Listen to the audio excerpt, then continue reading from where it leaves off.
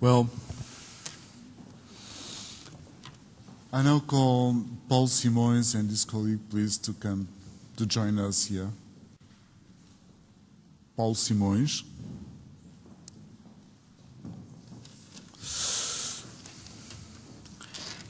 Well, Dave Stephens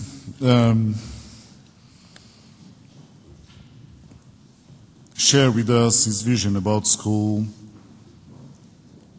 go to school, go out school, be outside school, and how to be curious. And please, listen. And the need to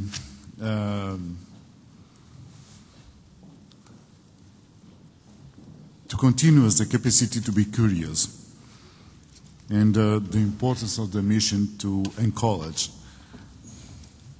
Okay, and Dave provide us a journey about teaching as a relational and student-centered matter, relational and interactive. Show also how New Testament is full of symbols and metaphors, and bring the idea of metaphor as a central domain in education. Extended metaphor as a teaching method, how it does work in distance education. What that means to distance education and learning. Learning is relational, and so we have two visions about school, schooling, and education. They are not so distant. They have a lot of points that may be concentrated. And I invite all of you to join us with some questions and comments if you want to do it. We have some minutes yet, and also after that we may use some comments from Twitter and the questions that you have, maybe.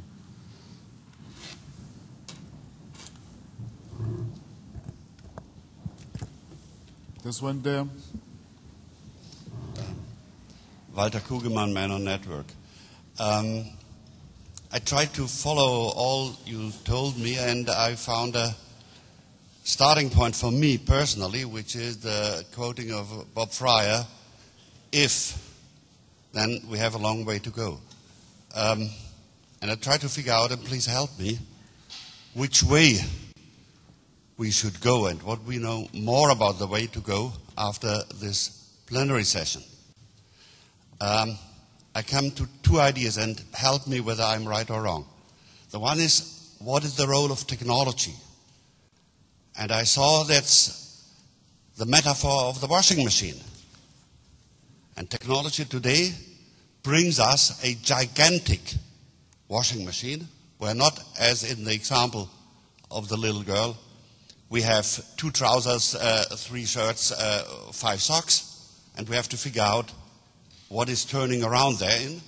But we have billions of objects in that washing machine, which is called the internet, and the technology. What does it tell to us?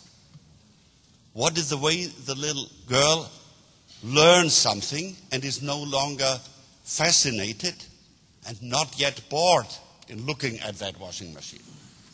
Can you help me? And the second, to our American young friend, is the message you gave to us: we have to reform educational systems. I know the way, you follow me. Is this the message? So please help me.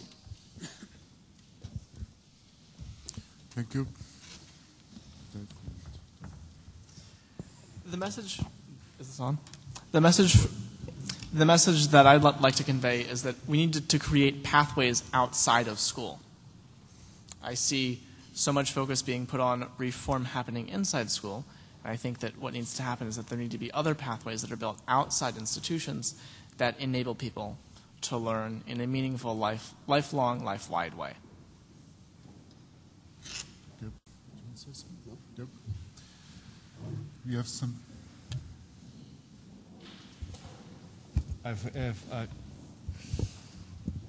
I've one of my own. I've made it on Twitter. Do I have to change my bio Twitter name from informal learner to unschooler believer?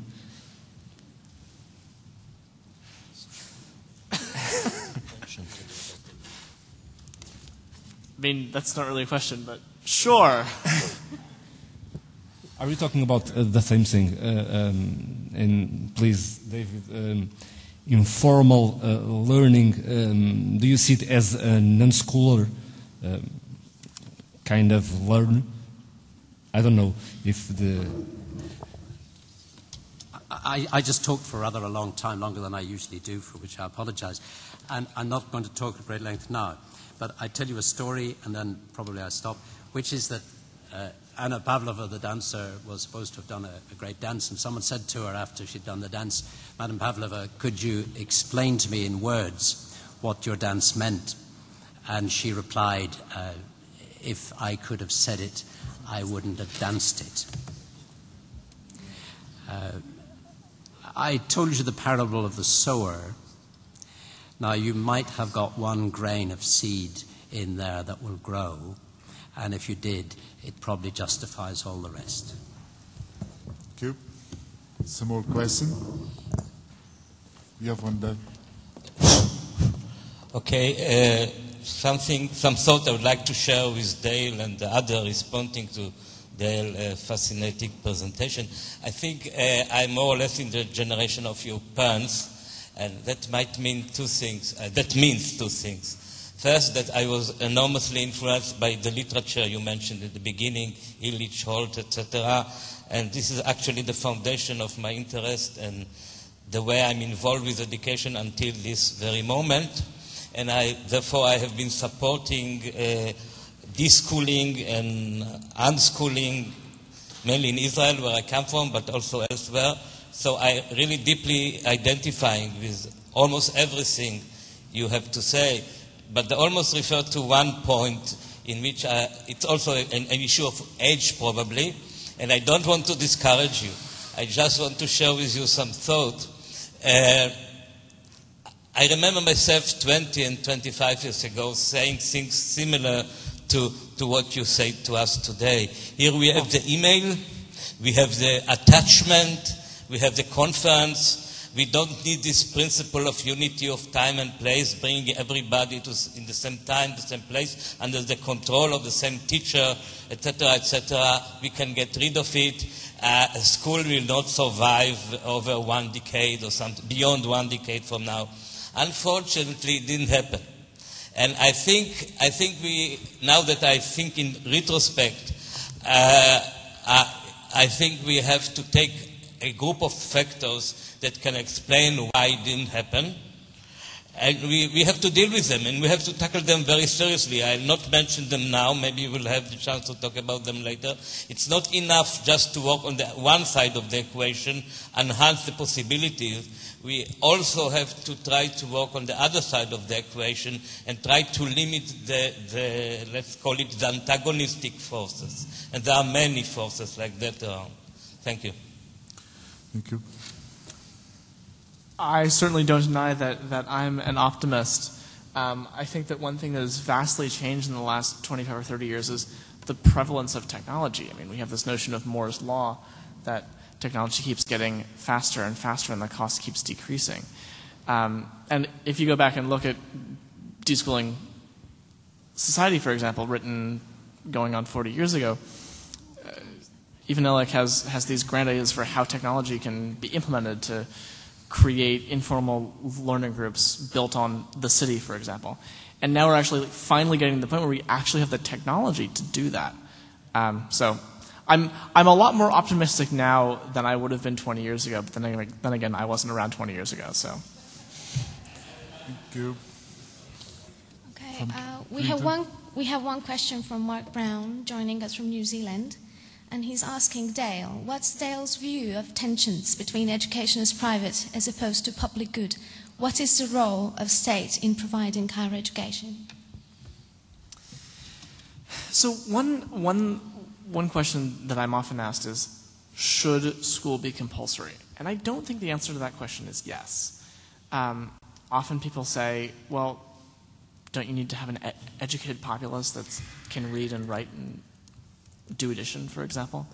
And I think that naturally, as you get deeper and deeper into a subject, you naturally gain breadth. My friend Rebecca, for example, who'd asked if I'd seen Accepted, was 9 before she learned how to read.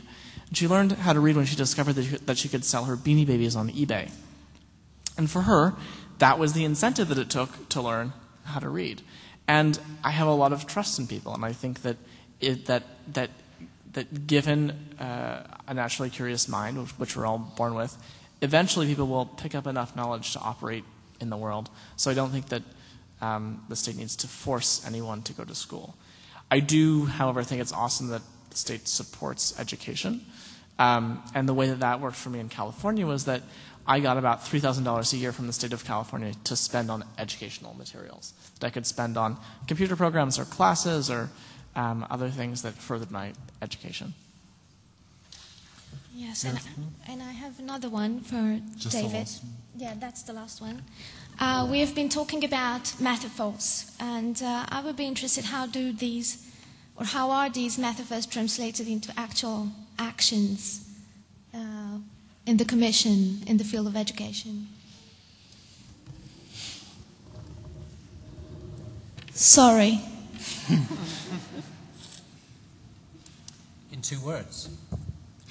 I want to go back to the previous question and say that for Dale, I refer to this tension between incremental change for the better and radical reversal, turning over the system. Dale is an example of the radical overturn. People who play truant from school are also an example of that, and they're not so successful as Dale. So I would be reluctant to turn the whole system straight into the total turnover, while acknowledging that it can work in some cases. We may have an opportunity. I think there's a panel later on. I really didn't talk about my experience of having been an education policy maker, going back to find what it's like to be a student, and how learning outcomes and treating the education as student-centered really works out. But you can ask me that later. You have no more? No? Thank you very much both for this fascinating presentation. And thank you all.